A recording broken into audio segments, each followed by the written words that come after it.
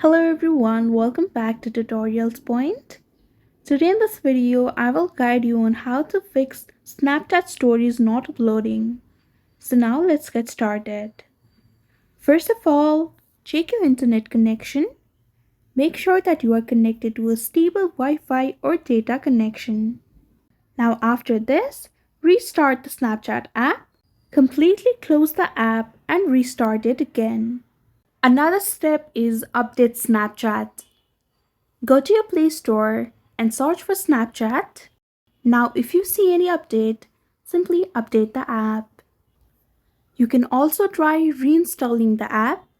Simply uninstall the app and reinstall it again. Last but not the least, restart your mobile device. After restarting your device, some minor glitches may be fixed. But if the problem persists, contact the Snapchat support. So this is how to fix Snapchat stories not uploading. I hope you found this video helpful. Don't forget to like, share and subscribe to our channel.